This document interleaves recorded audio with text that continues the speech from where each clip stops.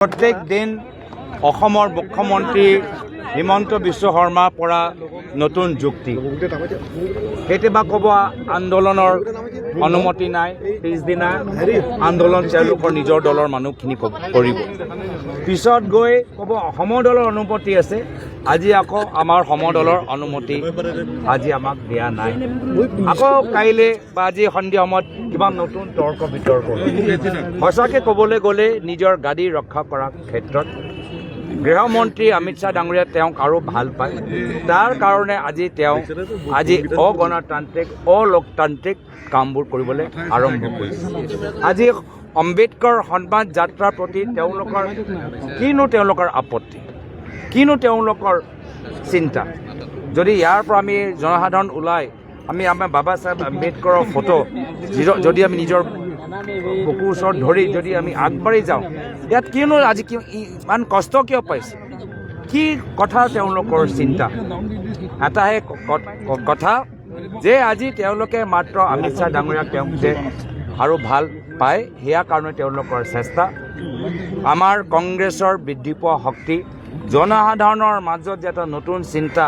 প্ৰকাশ পাইছে তাৰ পৰা তেওঁ ভয় খাই গৈছে আৰু সেইকাৰণে কথা নাই আজি অলপ দিন আগতে ইণ্ডিয়ান যুৱ কংগ্ৰেছৰ সভাপতি আমাৰ উদয় ভানুচি ডাঙৰীয়া গোটেই দিন অগণতান্ত্ৰিকভাৱে হোটেলৰ ভিতৰত আবদ্ধ কৰি ৰাখিলে সেইদিনা কান্দন গেছ জৰিয়তে আজি কোনো ছিষ্টেম নথকাকৈ তেওঁলোকে কান্দন গেছ এৰি আমাৰ এজন কংগ্ৰেছ দলৰ প্ৰয়াত মৃদুল ইছলামৰ কৰুণ মৃত্যু হ'ল আৰু আজি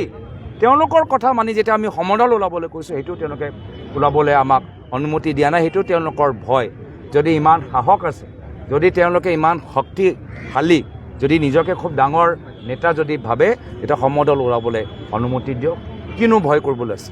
প্ৰয়াত আমাৰ তৰুণ গগৈদেৱৰ দিনত কিমান সমদল কিমান মানুহৰ জুলুচ তেতিয়া আমালোকৰ চিন্তা নাই আমি সংবিধানৰ ওপৰত আমি বিশ্বাস ৰাখি আমি এই গণতান্ত্ৰিক এটা পৰিস্থিতি বাতাবৰণ যে অসমত থাকক সেয়াৰ কাৰণে আমাৰ চেষ্টা আছে আজিৰ দিনত আমি পুনৰবাৰ অসম মুখ্যমন্ত্ৰী হিমন্ত বিশ্ব শৰ্মা ডাঙৰীয়াৰ নেতৃত্বত এটা বেয়া দিশলৈ যোৱা আমি দেখা পাইছোঁ মানুহে গম পাই গৈছে মই ভাবোঁ যিদৰে আগতে অসমৰ জনসাধাৰণে অগপ বিজেপি দিনত গুপ্ত হত্যা দেখিছিল ভুক্তভোগী হৈছিল আজি পুনৰবাৰ অসমৰ জনসাধাৰণে এইবাৰ বিজেপি অগপ মিত্ৰজোঁটৰ চৰকাৰত গুপ্ত হত্যা নহয় মুকলি হত্যাৰ দিনবোৰ দেখিবলৈ আৰম্ভ কৰিছে